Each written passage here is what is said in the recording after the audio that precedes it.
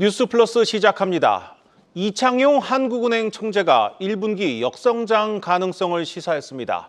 갑자기 어두운 터널로 들어온 느낌이라고 말한 이 총재는 트럼프의 관세 정책을 볼 때 우리의 성장 전망이 너무 낙관적이었다고 반성하기도 했습니다. 자세히 들여다보겠습니다. 경제부 김예원 기자 나왔습니다.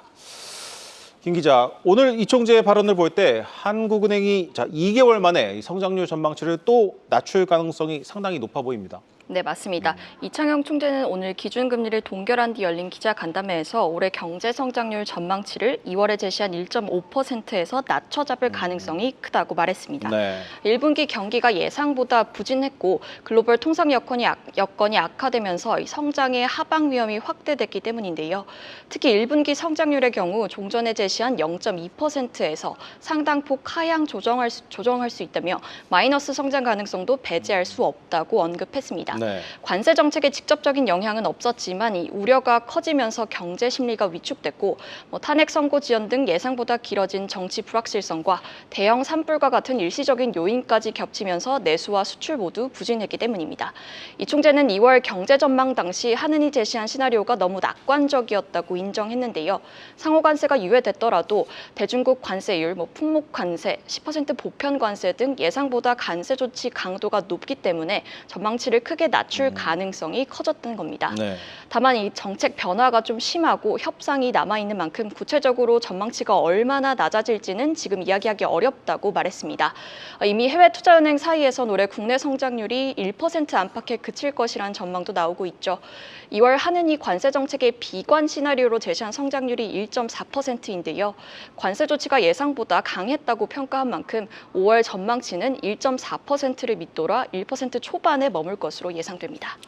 자, 그동안 이창용 총재가 정부의 추경이 필요하다 강조해 왔는데 정부가 내놓은 이 12조 원 규모의 추경안에 대해서는 어떤 의견을 내놨습니까? 이 총재는 이 추경의 규모가 얼마나 적절한지에 대해선 중앙은행 총재로서 더 이상은 언급하지 않겠다고 선을 그었습니다. 네. 앞서 이 15조 원에서 20조 원 규모의 추경이 필요하고 이를 통해 0.2%포인트 경기 부양이 가능할 것이라고 이야기해왔는데요. 일전에 언급한 건 이 계엄 사태 이후 경기가 안 좋아진 상황에 따른 예외였을 뿐이라는 겁니다. 현재 논의 중인 15조 원 규모의 추경을 통해선 0.1%포인트의 경기 재고 효과가 있을 것이라고 설명했습니다. 결국 추경을 해도 성장에 미치는 효과가 크지 않다는 건데 그럼에도 금통위가 오늘 기준금리를 동결을 했습니다.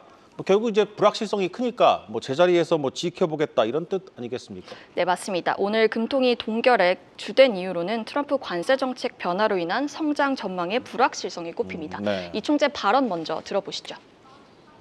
미국의 관세 정책의 변화라는 것 때문에 갑자기 어두운 터널로 확 들어온 그런 느낌이라 이렇게 어두워진 상황에서는 조금 스피드를 조정하면서 좀 밝아질 때까지 기다리는 게 좋지 않겠나 이런 생각이었고요.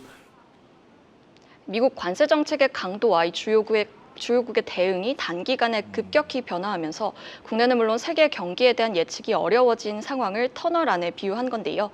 이 총재는 향후 전개에 대한 불확실성이 전례 없이 커졌다며 관세 협상 등 정책 여건의 변화를 조금 더 지켜볼 필요가 있다는 점에서 금리를 이번엔 유지하게 됐다고 설명했습니다. 여기에 또 원달러 환율의 높은 변동성도 금리 인하의 걸림돌이 됐는데요. 미중 간 관세 전쟁이 격화되면서 최근 2주간 이 원달러 환율이 1,410원에서 80원 사이로 오가는 높은 변동성을 보여왔죠. 변동성이 이미 이렇게 크게 확대된 상황에서 금리를 인하하면 외국인 투자자의 시장 이탈과 위안화 가치 절하 등으로 원화값이 재차 하락할 가능성을 우려한 거고요. 현재 1,420원대로 진입한 환율 수준에 대해서 이 총재는 한국의 펀더멘털보다는 조금 더 절하됐다고 평가했는데요. 국내 정치가 완전히 안정되지 않았고 또 국내 경제의 수출 의존도가 커 이 미국 관세 정책의 영향을 많이 받고 있기 때문이라고 분석했습니다. 다만 앞으로의 환율 흐름에 대해서는 이 관세 정책과 정치 불확실성이 안정되면 더 내려올 여지가 있다고 예측했습니다. 최근 트럼프의 예측할 수 없는 이 스텝을 보면 우리가 언제 이 어두운 터널을 지날지는 잘 모르겠습니다.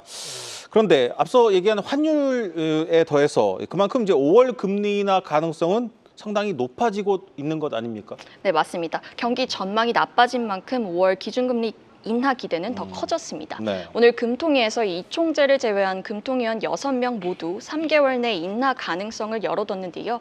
특히 신성한 위원은 이 경제와 물가만 보면 큰 폭으로 금리를 낮춰야 하는데 환율 가계부채를 고려할 때 이번엔 베이비컷이 적절하다는 소수 의견을 내기도 했습니다.